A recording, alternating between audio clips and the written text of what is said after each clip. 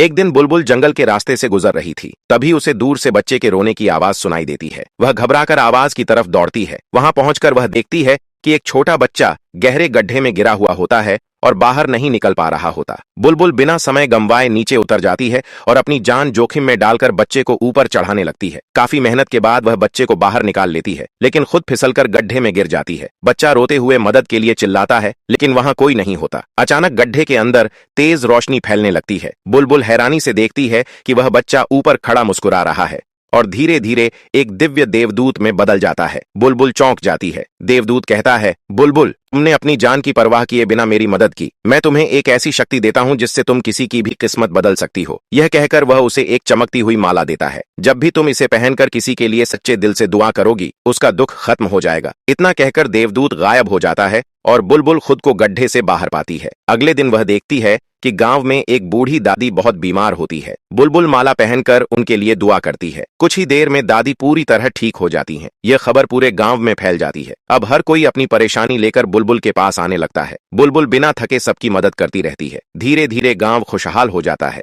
लेकिन एक लालची आदमी यह सब देख रहा होता है। वह सोचता है, अगर यह माला मुझे मिल जाए तो मैं दुनिया का सबसे ताकतवर इंसान बन जाऊंगा। एक रात वह माला चुरा लेता है। वह माला पहनकर कहता है, मुझे दुनिया का सबसे अमीर और ताकतवर बना दो। अचानक आसमान काला हो जाता है और तेज गूंजती आवाज आती है, यह शक्ति सिर्फ दूसरों के लिए है, अपने लालच के लिए नहीं। अचानक उसका शरीर भारी होने लगता है और वह जमीन में धंसने लगता है। कुछ ही पलों में वह पूरी तरह पत्थर बन जाता है। सुबह जब बुलबुल को यह पता चलता है तो वह दुखी हो जाती है, लेकिन फिर भी लोगों की मदद करना नहीं छोड़ती। धीरे धीरे वह माला खुद ही गायब हो जाती है और बुलबुल समझ जाती है, सबसे बड़ी ताकत इंसान का दिल होता है। इसके बाद वह बिना किसी जादू के भी लोगों की मदद करती रहती है। लेकिन अफसोस, बुलबुल के लिए किसी ने लाइक और सब्सक्राइब नहीं किया।